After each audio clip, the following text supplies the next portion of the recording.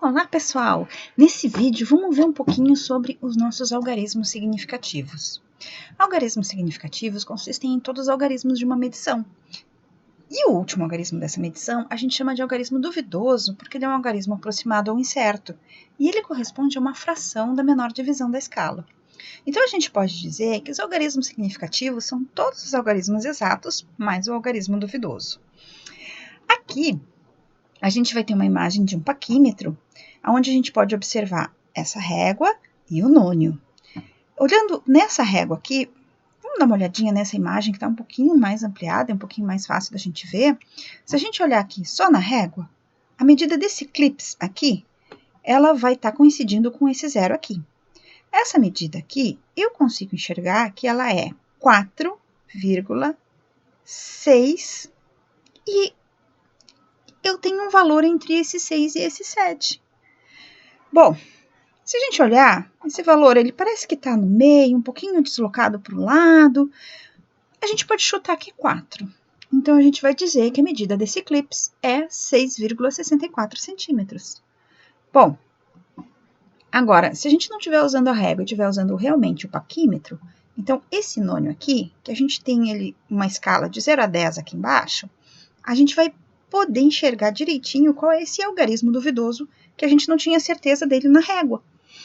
Então, com o paquímetro, como é que eu vou usar esse nônio? Com o paquímetro, eu vou ver qual desses traços do nônio coincide com os traços da régua. Se a gente olhar o 0, meio, 1,5, 2, 2,5, 3, 3,5, eles estão todos deslocados e não tem um alinhamento do traço do nônio com o traço da régua. Agora, se a gente olhar aqui o 5 ele parece estar bem alinhadinho. O que quer dizer que esse vai ser o valor que eu não estou conseguindo enxergar nesse intervalo de milímetro aqui.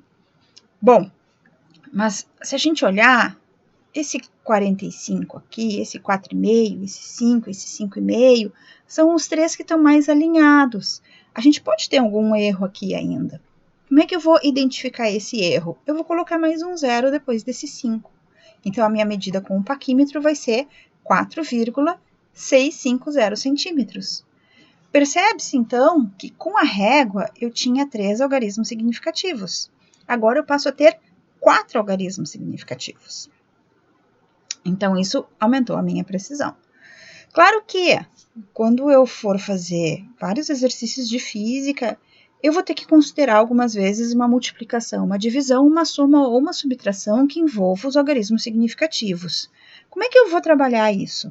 Bom, quando a minha operação é uma multiplicação ou divisão, o resultado tem que apresentar o mesmo número de algarismos significativos do valor que tiver menor número de algarismos significativos. Num exemplo aqui de 3,50 multiplicado por 2,5, e aqui eu não estou trazendo unidades, porque eu estou trazendo só um exemplo numérico, a gente percebe que aqui nós temos 3 algarismos significativos, aqui nós temos 2 algarismos significativos. Então, se eu fizer essa multiplicação numa calculadora ou mesmo no papel, eu vou achar 8,75.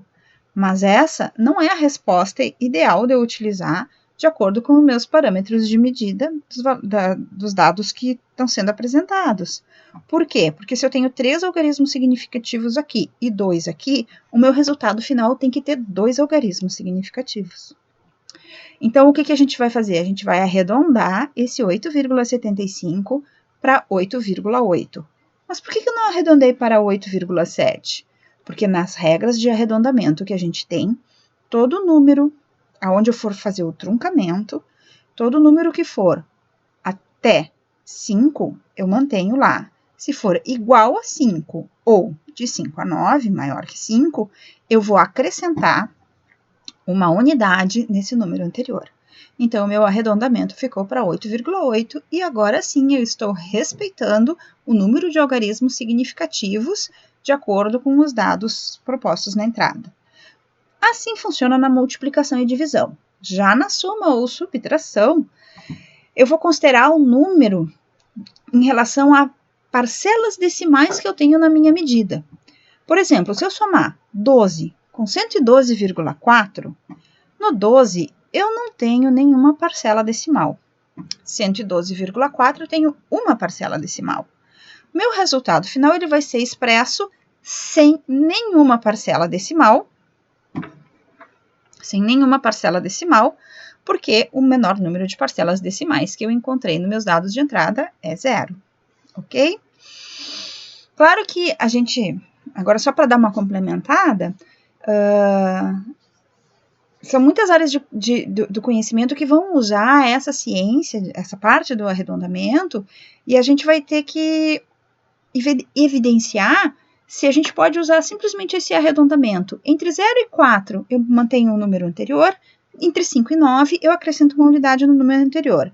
Por quê? Porque o próprio IBGE, ele tem uma regra que eu vou considerar esse número 5 dependendo da situação.